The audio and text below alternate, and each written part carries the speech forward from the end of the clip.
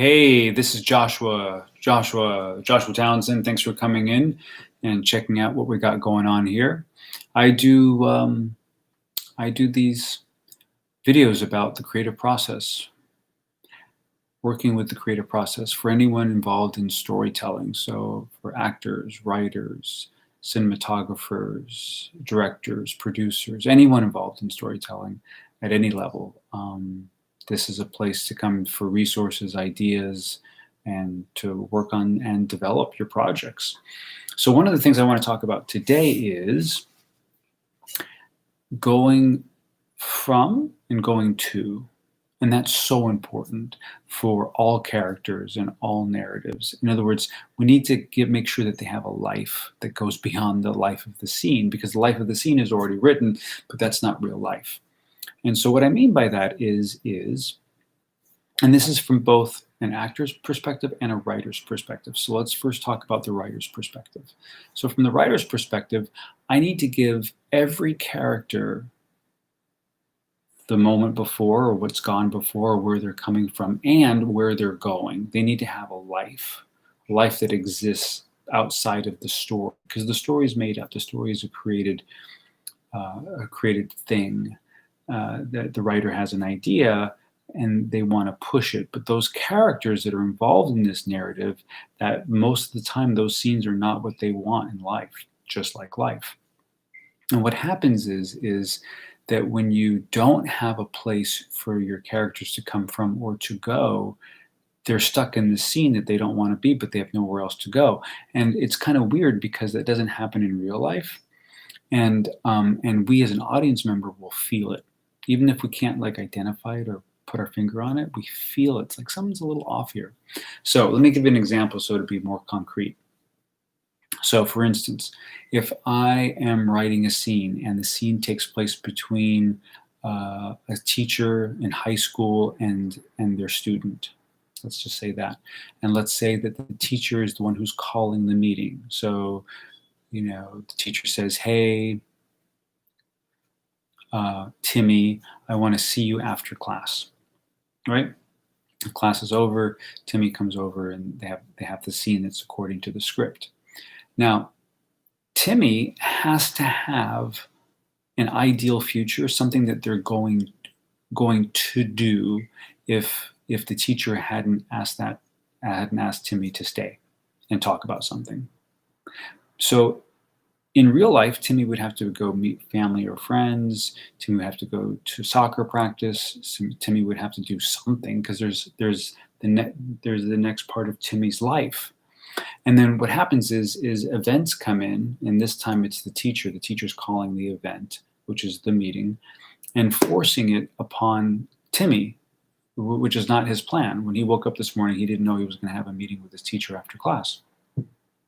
So the teacher's event becomes bigger, more important than Timmy's event, whatever. And so Timmy has to put that on hold, which is great because what that does is from Timmy's inner life, it creates like a little bit of a tension, like a little bit of a pull. So we have on one end, we have Timmy going to soccer practice.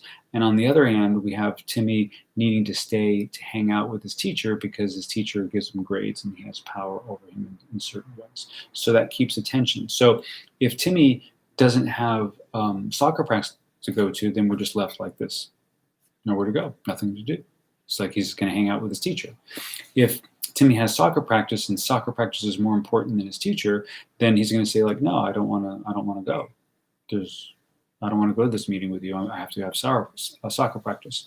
But as soon as I can hold the pair of the opposites, you have this tension that exists inside of the scene for Timmy, an inner conflict, because he has to stay, but he also has to go.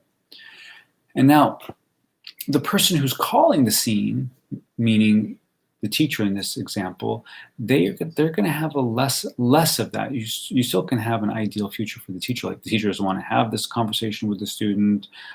He has a dinner date that starts at 4 o'clock. He has to go home and shower and get ready for that, right?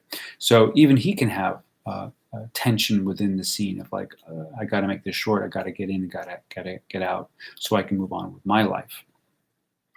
And so you really want to build that in. So let's take it the opposite direction. Let's say that the student this time calls the meeting and or asks for the meeting and says, "Hey, Mr. So and so, or Miss So and so, or Miss So and so, I want to have a meeting with you after class." Now, maybe the teachers notice something that's been wrong with Timmy, and now they know something's up, and they know they need to have this conversation, but they have their spouse waiting in the hallway, and the spouse is sitting there going, "Come on, come on, come on, we got to go, we got to go." So that's going to create the same kind of thing where the teacher wants to stay with Timmy and help Timmy in any way they can, but they have a spouse on the other side of the door just going, "Come on, come on, come on, you're always late," and it creates again tension. It's also recognizable because most people don't want to have these scenes. Most people, real people, are like trying to avoid. They're trying to placate. They're trying to do whatever they need to do to get around the conflict. And so we as storytellers are purposely putting in that conflict. We want to put that conflict in there to make it more compelling and to make it more lifelike, more real. So check out your scene work, see if that's going on from a writer's point of view. Now, from a performer or actor's point of view, if the writer has that, work with it. If the writer doesn't, you need to bring it. You need to bring it yourself, right? And it can't be just an intellectual idea like, "Oh, I have soccer practice. There, I checked the box. Now I'm done. Now I know. Oh, Mr. Teacher, I'd like to stay, but I have to go to soccer practice." And he's like, "No, you have to meet with me right now." Okay. So that was just an idea. There's no personal investment. It has to keep that tension alive. Like, this is a really important practice. If I miss this practice, I don't get to go to the game this weekend. Something that's making that character really want to be there, really want to go to that session. And at the same time, they're compelled to stay. But it has to lead to behavior. It has to lead to choices. It has to lead to some kind of choice that creates that tension within the environment as opposed to just an idea. So, hope that adds more layers and more interest and more excitement to the writing process, the creative process, or the performance process, or for a director or for a DP, giving them those abilities to like look out the window and see the soccer practice in session and them not there, et cetera, et cetera. So we really want to play with that and get it going so that your scenes can be more dynamic, more lifelike, and more compelling. So I'll keep doing these. Send me your questions in the with the email, and send me those questions, and I'll address those as those come up. And I look forward to more time hanging out. Blessings. Take care.